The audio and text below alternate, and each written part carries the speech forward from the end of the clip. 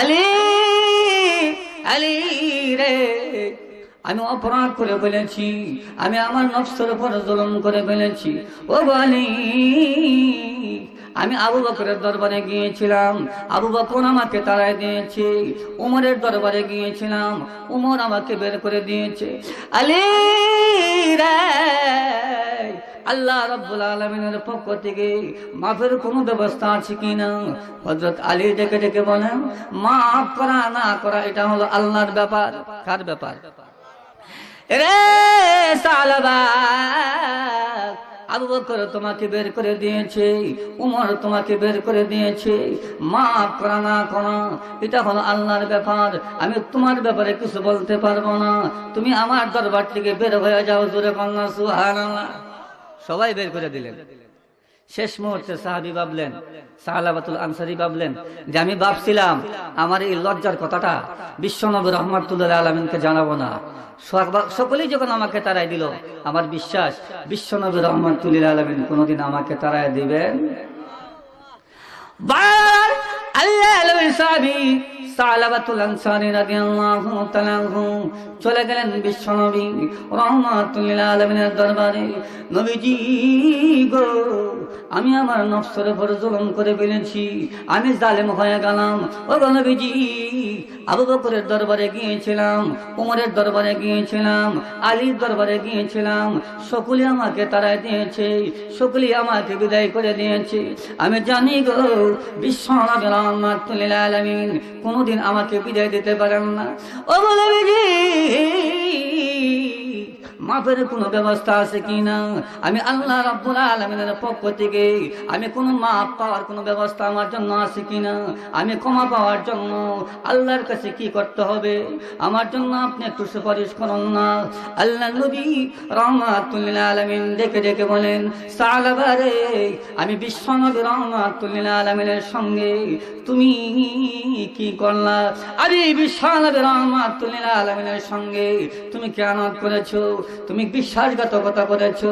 আমি আল্লাহ নবী রাহমাতুল্লাহ আলামিন তোমার জন্য আল্লাহর কাছে সুপারিশ করতে পারবো না। মাফ করা না করা এটা আল্লাহর ব্যাপার। কার ব্যাপার? রাসূল যখন এই কথা বললেন, তখন সাহাবীর প্রতি রাসূল সন্তুষ্ট না অসন্তুষ্ট?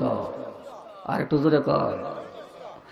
আল্লাহর সাহাবী সালাবাতুল আনসারী রাদিয়াল্লাহু তাআলা আনহুকে যখন বিশ্বনবী রাহমাতুল্লিল আলামিন যখন বের করে দিলেন, আল্লাহর নবীর দরবার থেকে যখন বের হয়ে গেল, এমন সময় সালাবাতুল আনসারী রাদিয়াল্লাহু তাআলা আনহু ডেকে ডেকে বলেন, আরে আব্দুর রহমান, আমি বিশ্বনবী রাহমাতুল্লিল আলামিনের দরবার থেকে বের হয়ে গেলাম, আবু বকর আমাকে বের করে দিয়েছে, আলী আমাকে বের করে দিয়েছে, উমর আমাকে বের করে দিয়েছে। আমি মনে করেছিলাম বিশ্বনবী রাহমাতুল্লিল আলামিনের দরবারে গেলে আমার মাফের কোনো ব্যবস্থা হবে। স্বয়ং আল্লাহর নবী রাহমাতুল্লিল আলামিন ওনার দরবার থেকে আমাকে বের করে দিয়েছে। আমার বুঝতে আর দেরি হলো না, আকাশের নিচে জমিনের উপরে আমার চাইতে জালেম আর কেউ নাই। এ আব্দুর রহমান, আমাকে ছেড়ে দাও। এবার আব্দুর রহমান রাদিয়াল্লাহু তাআলা আনহু উনি যখন ছেড়ে দিলেন, সালাবাতুল আনসারী রাদিয়াল্লাহু তাআলা আনহু জঙ্গলে যাইয়া সিজদায় পড়ে আল্লাহর দরবারে কান্দে। কার দরবারে কান্দে? কার দরবারে? এই পরওয়ারদিগার আলম, আমি জুলুম করে ফেলেছি, নফসের উপরে গুনাহ করে ফেলেছি।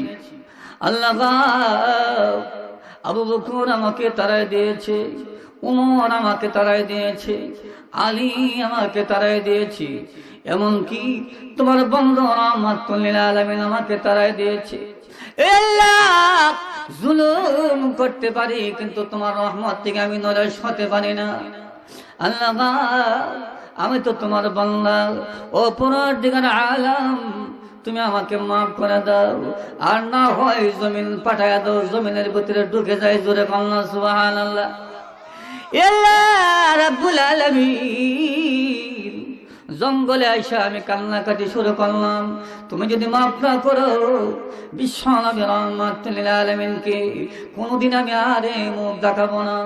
এমনি ভাবে যখন কাঁদতেছিলেন, এমন সময় আল্লাহ রাব্বুল আলামিন জিবরাইলকে ডেকে বলেন, এরে জিবরাইল, যা যা আমার বন্ধু রাহমাতুল লিল আলামিনকে বলো আকাশ জমিনের মালিককে।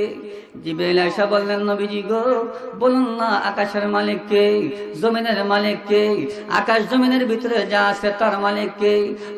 আল্লাহ নবী বললেন, আল্লাহ বলেন মালিক, মালিককে আল্লাহ। ও নবীজি, সালাবাতুল আনসারী রাদিয়াল্লাহু তাআলা আনহু আপনার খেদমতে এসেছিলেন, মাফ চাওয়ার কোনো ব্যবস্থা আছে কি জানার জন্য। নবীজি গো, সালাবাতুল আনসারীকে আপনি কেন বিদায় করে দিলেন? ও নবীজি, আপনি সালাবাতুল আনসারীকে জানাই দেন এই মুহূর্তে মহান আল্লাহ রাব্বুল আলামিন সালাবাতুল আনসারীর तमाम জীবনের সবগুলো গুনাহ মাফ করে দিয়েছে। এখন বুঝে থাকলে বলুন, কেউ যদি নফসের উপর জুলুম করে মাফ চাওয়া লাগবে কার দ্বারে? আল্লাহর কাছে। এই যে মাত্র এই ঘোষণা হইল, আল্লাহর নবী রাহমাতুল লিল আলামিন দাঁড়ায় গেলেন, ও সাহাবীরা আমার সাহাবা কোথায়? জলদি করে আমার সাহাবাকে আমার খেদমতে হাজির করে দাও।